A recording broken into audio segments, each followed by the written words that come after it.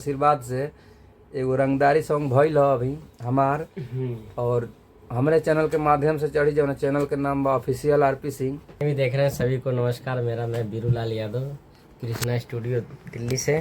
कि जन के का हम कही अपन बात के। नमस्ते प्रणाम, मैं आप सबके छोट भाई आरपी सिंह। आज बतावे में बहुत खुशी हो रहा बा कि रउआ सबके आशीर्वाद से एगो रंगदारी सॉन्ग भइल ह अभी हमार और हमारे चैनल के माध्यम से चढ़ी जौन चैनल के नाम बा ऑफिशियल आरपी सिंह। तो ये ब्लॉग है, ये ब्लॉग पर चढ़ी यूट्यूब पर हमार आरपी सिंह ब्लॉग्स करके बा चैनल। तो ये वीडियो वही पर चढ़ी तो सोचनी सर वो सबके बता दी वीडियो के माध्यम से। अगर फेसबुक के माध्यम से देखा तनी, यूट्यूब के माध्यम से देखा तनी तो चैनल सब्सक्राइब करी या फेसबुक पेज फॉलो करी। बाकी हमारा साथे बानी यहाँ का आशीर्वाद से, मतलब आज 3 साल हो गए में आवत हमरा। तो यहाँ के स्टूडियो मालिक हैं बीरूलाल यादव जी और बहुत सुंदर अच्छा आदमी व्यवहार से 3 साल से बानी व्यवहारे पे बानी यहाँ के ना। तो स्टूडियो दिल्ली में तो सब पाते कितना बना जी है, लेकिन यहाँ के व्यवहार पर बहुत लोग आवेला, दूर दूर से आवेला। हमारा साथे बानी सिंगर सूरज ठाकुर जी, आरा जिला से चल के आयल बानी, यहाँ के गाना भइल। बाकी अब बीरू भैया हम बहुत कुछ बोल नहीं रहोगा, कुछ बोली।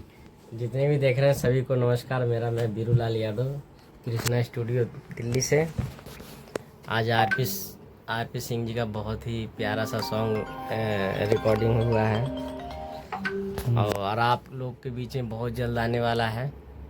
तो ऐसे ही मेरे भाई पर प्यार आशीर्वाद बनाए रखें। और आप लोग कमेंट, सब्सक्राइबर, फॉलो नहीं करते हैं, बहुत शिकायत है। जल्दी थोड़ा सारा वो सब करी ले तब हमनी खुश रही सन, लेकिन तनी मनी ज्यादा बढ़ाई ना जी। हाँ ना, टपा टप करी। सूरज भाई जी और हमारे सूरज भाई हैं, ये कुछ सुनाई जी, आरा से आए हुए हैं, इनसे कुछ सुनेंगे। नमस्ते भोजपुरी समाज। हम आज पहली बार भैया के साथ रिकॉर्डिंग में मतलब आए हैं यहाँ स्टूडियो में। दिल्ली में है कृष्णा रिकॉर्डिंग स्टूडियो दिल्ली। और हम लोग इतना चाहते हैं कि आप लोग के प्यार दुलार मिले और आशीर्वाद मिले, इसी के इंतजार में हम लोग बैठे हुए हैं यहाँ पर। नमस्कार। कुछ सुना देगा क्या?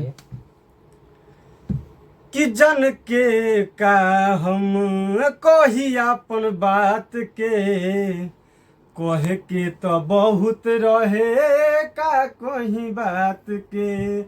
भाई भोजपुरिया समाज के रखले बा सभे सिंगर नाज के।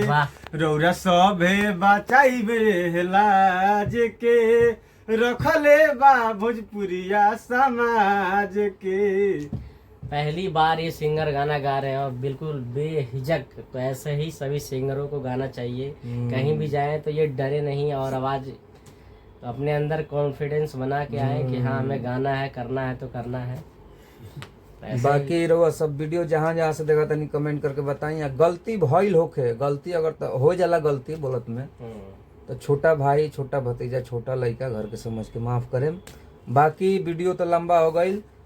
रहुआ सब जहाँ से भी देखा तनी सबके प्रणाम बा। जय श्री राम, जय भोजपुरी समाज, जय बिहार। हाँ जी।